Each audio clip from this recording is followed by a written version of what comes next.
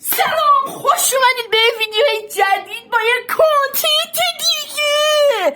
امروز من یعنی سرم گیمونه قراره بهتون یه آموزش خفن بدم. در واقع من یه سری شروع کردم که قراره از این سری بسیار ویدیو بذاریم و اسمش هم سری آموزشیه. همه من بگیم نقبی حال میکنن اسکرچ. خب اسکرچ اصلا چیه؟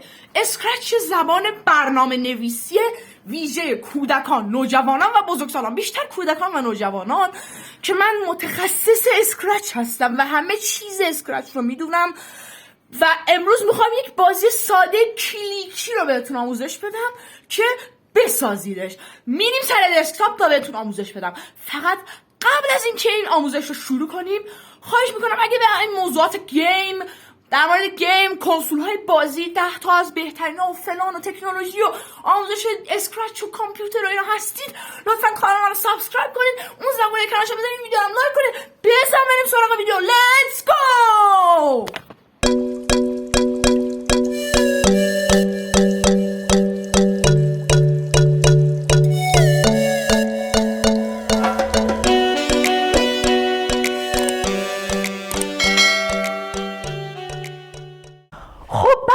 یادم رفت بهتون بگم که من میکروفون خریدم.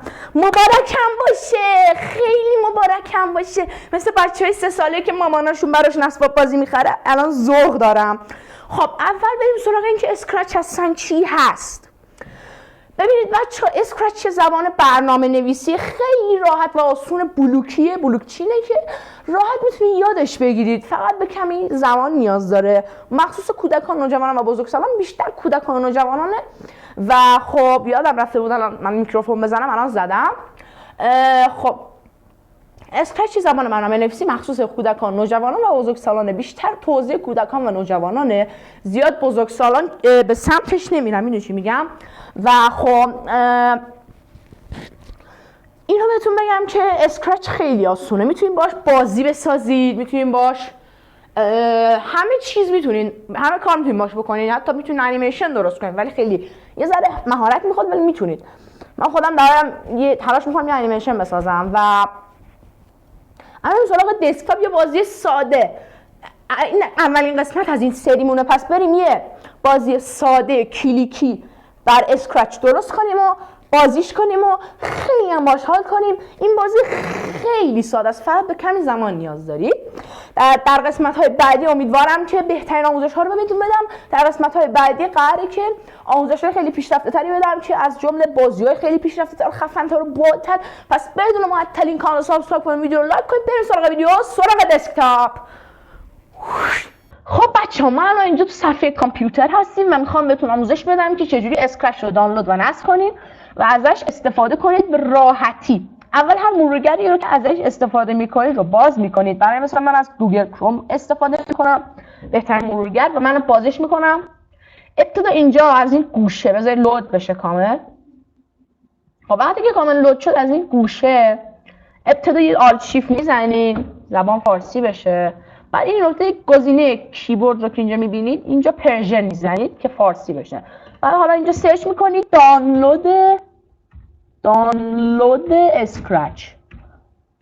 اسکرچ رو میزنید، اینجا هم براتون میاره، 100% اینجا براتون میاره. بعد چون ویندوز من ببینید اینجاش، چون ویندوز من ویندوز 7 هستش، باید از آکادمی ایران اسکرچ همیشه بچه‌ها اولین سایت رو که براتون میاره از اونجا دانلود کنید. خب اینجا رو میزنید، الان آکادمی ایران اسکرچ، اینجا این سایت رو کلیک میکنید روش که باز بشه. وقتی که سایتش باز شد حالا یک مقداری صبر میکنید، یک مقداری. سایت هم سایت خوبیه برای آموزش اسکرچ، پیشنهاد میکنم سراغش برید. اینجا برای سیستم عامل ویندوز، اینجا این گزینه رو روش کلیک میکنید، این گوشه الان براتون میزنه. و اگه شما میانبر دکمه کنترل کیبوردتون با جی رو نگه دارید، میتونید بیاید تو صفحه دانلود ها و منتظر بمونید تا این برنامه دانلود بشه. حالا شما منتظر بمونید که این برنامه دانلود بشه و بعد من میام برمیگردم و بهتون آموزش رو میدم. خب بچه‌ها، ما میریم سراغ آموزشمون. الان ببین این بخش دو تا بخش داره، اضافه کردن پس زمینه یا اضافه کردن شکلک. شما فعلا به شکلک کار دارید، یک شکلک بادکنک رو اضافه میکنید اینجا. حالا هر شکلک که میخواید دلتون بخواد رو میتونید انتخاب کنید، ولی من فعلا بادکنک رو انتخاب میکنم. میاد بر بخش رویدادها میگید وقتی که این شکلک کلیک شد، یعنی وقتی که این شکلک این کلیک شد، وقتی که این شکلک کلیک شد یعنی وقتی که روی این ما با ماوس کلیک کردیم. شروع میاد تو بخش صدا و میگی شروع صدای پاپ پاپ، اینجوری صدا میده.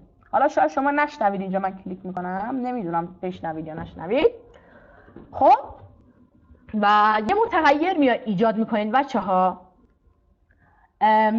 یه متغیر جدید. متغیر چیه بچه‌ها؟ متغیر تو اکثر بازی‌ها یا گیم‌ها دیدید که مثلا این گوشه بالا یه دونه عددی هست که مثلا شما هر چقدر بهتر بازی کنید امتیاز بیشتر بگیرید، اونم بیشتر میشه. پس متغیر یعنی عددی که تغییر میکنه، مقداری که تغییر میکنه کمتر میشه یا بیشتر میشه. حالا مثلا من یه دونه متغیر ایجاد میکنم به اسم اسکور یا همون امتیاز. شما میتونید بنویسید امتیاز. خب اینجا زیر این مقدار مای وریبل را صفر قرار بده یه دونه این دیگه هست. وریبل چیه بچه؟ وریبل همون متغیره.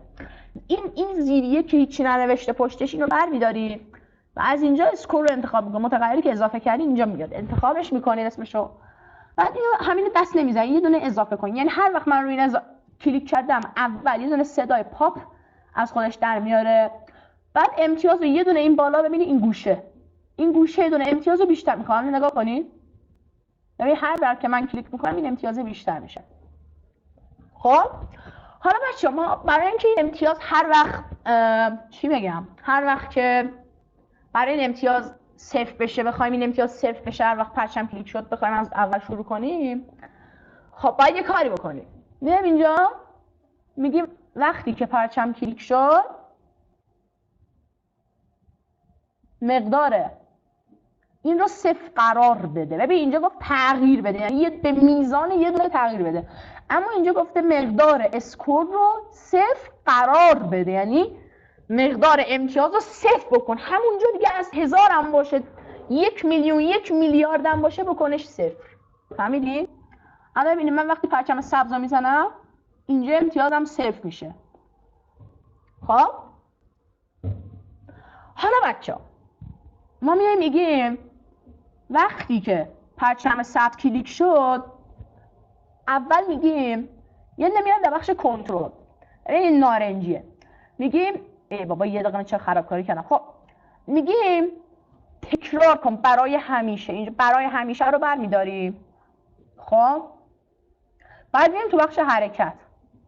خب به مکان تصادفی برو. خب یعنی وقتی که ما این پرچم رو زدیم، حالا من اینو به مکان تصادفی برو. خب حالا یه ذره هنوز کداش اضافه نکردیم. وقتی که ما این پرچم رو زدیم این میاد اینجا به یه جای تصادفی، یه جای همینجوری یه جای میره دیگه، یهو میاد اینجا به یه جای تصادفی، به مکان تصادفی میره. حالا ببینید بچه‌ها اینجا دقت کنید، وقتی من پرچمو میزنم این خیلی سریع حرکت میکنه، من نمیتونم اصلا اینو ببینم. چه کار باید بکنیم؟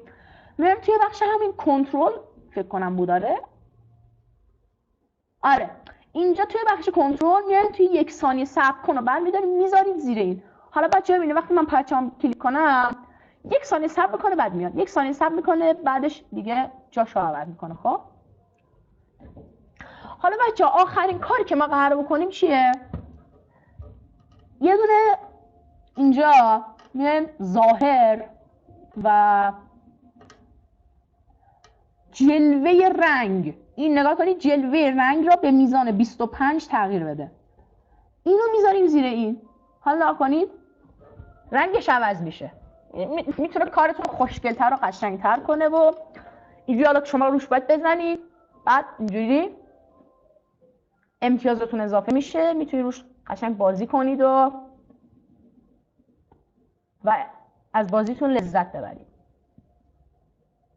ببینید بچه کلا ما همین کدا رو میخواستیم.